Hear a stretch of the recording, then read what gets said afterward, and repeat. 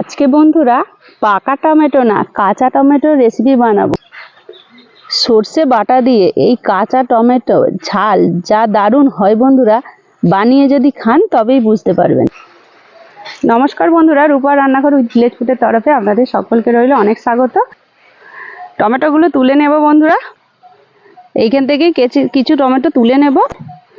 পাকা টমেটো বন্ধুরা অনেক হয়েছে, কাঁচাও কিন্তু এখনো অনেক আছে। আর গাছের এই টমেটো দারুণ খেতে হয়, এইভাবে আপনারা বানান, ভিডিওটা দেখুন, খুব ভালো লাগবে বন্ধুরা এই রেসিপি। গাছ ভর্তি লাল লাল টমেটো হয়েছে, কিন্তু আজকে তো বানাবো কাঁচা টমেটো দিয়ে রেসিপি। টমেটোগুলো কেটে নেব। প্রথমে কিন্তু টমেটোগুলো ধুয়ে নিয়েছি, এইভাবে কেটে নিচ্ছি।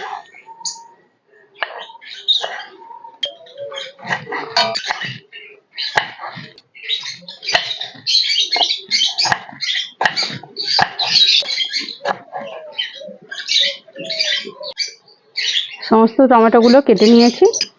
দিয়ে দিচ্ছি সর্ষের তেল।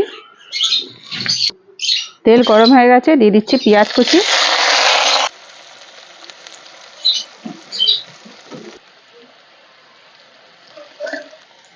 টমেটোগুলো দিয়ে দেবো এবার। পেঁয়াজগুলো একটু ভাজা ভাজা হয়ে গেছে, একটু নেড়ে চেড়ে নেব। টমেটোর যে একটা হালসে গন্ধ, কাঁচা টমেটো তো তার জন্য একটু হালসে গন্ধ ছাড়ে, সেটা কিন্তু আর ছাড়বে না। কাঁচা লঙ্কা দিয়ে দিচ্ছি, দিয়ে দিচ্ছি স্বাদ মতো লবণ, হলুদের গুঁড়ো দিয়ে একটু চাপা দিয়ে দেব। টমেটোটা এতে সিদ্ধও হয়ে যাবে। টমেটোগুলো দেখুন বন্ধুরা সিদ্ধ হয়ে গেছে। একটু খুন্তির ডগা করে একটুখানি কেটে কেটে দিচ্ছি। দিয়ে দিচ্ছি একটু সর্ষে বাটা আর একটু অল্প একটু চিনি। দিয়ে দিচ্ছি একটু জল। কাঁচা টমেটোর ঝাল বন্ধুরা সর্ষে বাটা দিয়ে দারুণ স্বাদ হয়, কিন্তু দেখতে যেমনই হোক, যদি আপনারা কাঁচা টমেটো পেয়ে থাকেন তাহলে কিন্তু এইভাবে ঝাল বানিয়ে খাবেন। ফুল ভিডিওটা দেখুন, খুব ভালো লাগবে। কাঁচা টমেটোর ঝাল রেডি।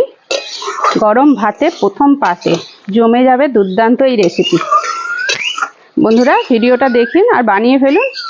আজকের মতো ভিডিওটা এখানেই শেষ করছি। আবার অন্য কোনো দিন নতুন একটা ভিডিও নিয়ে হাজির হবো আপনাদের কাছে। ততক্ষণের জন্য টাটা।